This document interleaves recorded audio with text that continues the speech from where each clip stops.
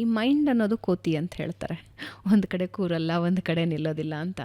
ಯಾರೋ ಒಬ್ಬರು ಇವತ್ತಿನಿಂದ ಧ್ಯಾನ ಶುರು ಮಾಡಿದ್ರು, ನಾಳೆ ಒಂದಿನ ಸ್ಕಿಪ್ ಮಾಡಬೇಕು ಅಂತ ಅನಿಸುತ್ತೆ, ನಾಳೆ ಒಂದಿನ ಸ್ಕಿಪ್ ಮಾಡಿ, ನಾಡಿದ್ದು ಒಂದಿನ ಸ್ಕಿಪ್ ಮಾಡಿ, ಮುಂದಿನ ವಾರದಿಂದ ಶುರು ಮಾಡಿಬಿಡೋಣ ಅಂತ ಅನಿಸುತ್ತೆ. How to control our mind, this is the biggest problem. ಇದು ವಿದ್ಯಾರ್ಥಿಗಳಿಗೂ ಹೌದು, ಅಥವಾ ಹೂ ಎವರ್ ಇಟ್ ಇಸ್. ಅಂದರೆ ಒಂದು ಸ್ಟ್ರೆಸ್ಫುಲ್ ಲೈಫಲ್ಲಿ ಹೋಗ್ತಿದ್ದಾರೆ ಅಥವಾ ಓಡ್ತಿದ್ದಾರೆ ಅವ್ರ ಜೀವನದಲ್ಲಿ ಅಂದಾಗ ಎಲ್ಲರೂ ಫೇಸ್ ಮಾಡೋದು. ಯಾವ ಫೋಕಸ್ಡ್ ಇರೋರು ಡೆಫಿನೆಟ್ಲಿ ಫೋಕಸ್ ಇದ್ದೇ ಇರ್ತಾರೆ. ಆದರೆ ಒಂದು ಹೊಸತನ ಕಲಿಬೇಕು ಅಂದರು ಅಥವಾ ಒಂದು ಕೆಟ್ಟ ಚಟಾನ್ ಬಿಡಬೇಕು ಅಂತಂದರೂ mind control is very important. ಅದಲ್ಲದೆ ಏನನ್ನೂ ಮಾಡೋದಕ್ಕೆ ಸಾಧ್ಯ ಇಲ್ಲ.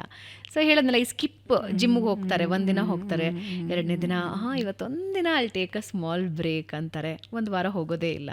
ಧ್ಯಾನ ವಿಷಯದಲ್ಲೂ ಹಾಗೆ ಬಹಳಷ್ಟು ಜನ ನಿರ್ಲಕ್ಷ್ಯ ಮಾಡ್ತಾರೆ. ಕೆಲವ್ರು ಸಾಧಿಸ್ತಾರೆ, ಕೆಲವ್ರು ನಿರ್ಲಕ್ಷ್ಯ ಮಾಡ್ತಾರೆ. How to control it?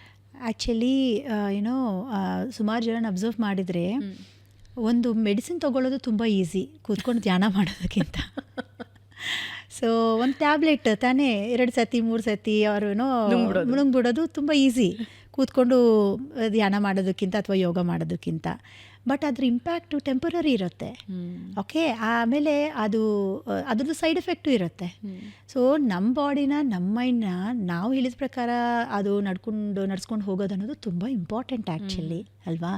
ನಮ್ಮ ಮೇಲೆ ನಮಗೆ ಕಂಟ್ರೋಲ್ ಸಿಗಲಿಲ್ಲ ಅಂದರೆ ನಾವು, ಅಂದರೆ ಮನೆಯಲ್ಲಿ ನಮ್ಮ ಫ್ಯಾಮಿಲಿ ಇರುತ್ತೆ, ಮಕ್ಕಳಿರ್ತಾರೆ, ವರ್ಕ್ ಪ್ಲೇಸ್ಗೆ ಹೋದರೆ ನಮ್ಮ ಕೆಳಗಡೆ ಸಬಾರ್ಡಿನೇಟ್ಸ್ ಇರ್ತಾರೆ, ಜನ ಜೊತೆ ಕೆಲಸ ಮಾಡಬೇಕು. ನಮ್ಮನ್ನು ನಾವೇ ಕಂಟ್ರೋಲಲ್ಲಿ ಇಟ್ಕೊಂಡಿಲ್ಲ, ನಮ್ಮ ಮೈಂಡ್ ನಮ್ಮ ಮಾತು ಕೇಳ್ತಾ ಇಲ್ಲ, ನಮ್ಮ ಬಾಡಿ ನನ್ನ ಮಾತು ಕೇಳ್ತಾ ಇಲ್ಲ ಅಂದರೆ ಔಟ್ಸೈಡ್ ವರ್ಲ್ಡ್ ನಮ್ಮ ಮಾತು ಕೇಳೋದೇ ಇಲ್ಲ. ಸೊ ನಮ್ಮ ಮೇಲೆ ಸ್ವಲ್ಪ ಕಾನ್ಸಂಟ್ರೇಟ್ ಮಾಡಿಕೊಂಡು ಆ ಕಮಿಟ್ಮೆಂಟ್ ನಮಗೆ ನಾವು ಕೊಟ್ಕೊಳ್ಳೋದು ತುಂಬ ತುಂಬ ಇಂಪಾರ್ಟೆಂಟ್. ಆಮೇಲೆ ಈ ಇನ್ವೆಸ್ಟ್ಮೆಂಟ್ ಏನಂದರೆ, ಈಗ ನಾವು ಬ್ಯಾಂಕಲ್ಲಿ ಡಿಪಾಸಿಟ್ ಮಾಡ್ತೀವಿ ದುಡ್ಡು, ಅದು ಇಂಟ್ರೆಸ್ಟ್ ಅಕ್ಯುಮುಲೇಟ್ ಆಗಿ ಒಂದು ದೊಡ್ಡ ಅಮೌಂಟ್ ಬರುತ್ತೆ ಆಫ್ಟರ್ ಸರ್ಟನ್ ಪೀರಿಯಡ್, ಅಲ್ವಾ? ಅದಕ್ಕೆ ತಾನೇ ನಾವು ಇನ್ವೆಸ್ಟ್ಮೆಂಟ್ಗೆ ಹೋಗೋದು. ಅದೇ ಥರ ನಮ್ಮ ಸೆಲ್ಫ್ ಮೇಲೆ ನಾವು ಇನ್ವೆಸ್ಟ್ ಮಾಡ್ಕೊಳ್ಳೋದು ತುಂಬ ತುಂಬ ಇಂಪಾರ್ಟೆಂಟ್.